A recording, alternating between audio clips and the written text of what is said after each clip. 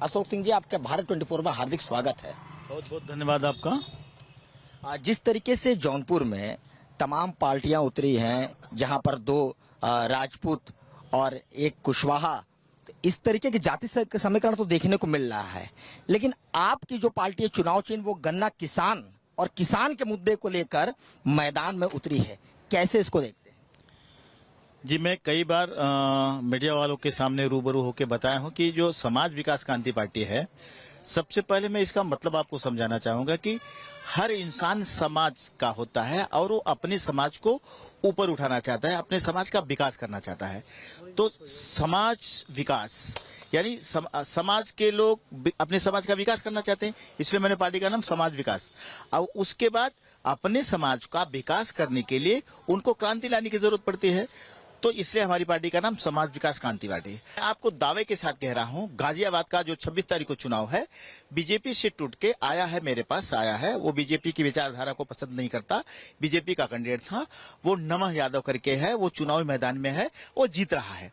समाज विकास क्रांति पार्टी का कैंडिडेट जो गन्ना किसान मैदान में लेके उतरा है।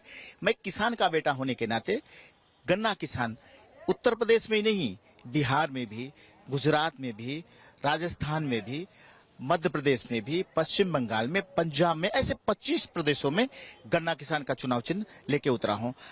देखिए, निश्चित तौर पे आपने कहा कि देश का विकास करना है, तो उत्तर प्रदेश के जो 80 लोकसभा सीट में जो जौनपुर के जो 73वां जो लोकसभा क्षेत्र है, यहाँ पर तमाम पार्टियां अपने अपने रणनीति को लेकर चुनावी मैदान में तो उतरी है। तमाम ये कयास लगाए जाते हैं कि यहाँ पर राजपूत का जो एक दबदबा है, यादव वोटर्स यहाँ पर ज्यादा है, ओबीसी के दबदबा है, लेकिन विकास की अगर हम बात करें तो जौनपुर में कहीं ना कहीं अभी भी विकास को लेकर एक पिछड़े में जो है कि जौनपुर शुमार है। तो समाज विकास क्रांति पार्टी विकास के एजेंडे पर जौनपुर में कितनी खरे उतरेगी?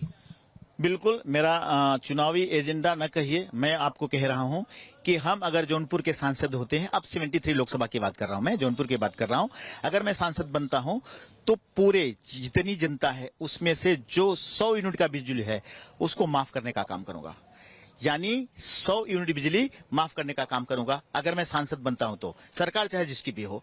और मैं आपको दावे के साथ कह रहा हूं, जैसे मैं सांसद बनता हूं, इस बिजली माफ करने के अलावा जो 60 साल के ऊपर के किसान हैं उनको पेंशन देने का काम करूंगा। हम जौनपुर का विकास करने का काम करेंगे। जौनपुर का विकास होगा तो पूरे देश का विकास होगा।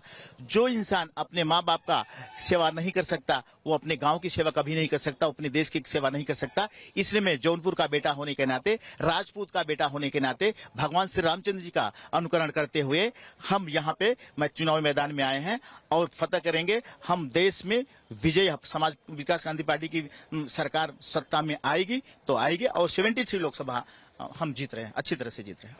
तो बिल्कुल, देखिए, ये थे हमारे साथ समाज विकास क्रांति पार्टी के राष्ट्रीय अध्यक्ष व जौनपुर लोकसभा 73 से प्रत्याशी अशोक सिंह जी। इनका ये दावा है कि इस बार वो अगर वो चुनाव जीतते हैं और जनता उनको सांसद बतौर अगर चुनती है तो वो किसानों के हित के लिए, किसानों की योजनाओं के लिए वो कार्य करेंगे। वीडियो जर्नलिस्ट रोशन यादव के साथ अवनीश श्रीवास्तव, भारत 24 जौनपुर।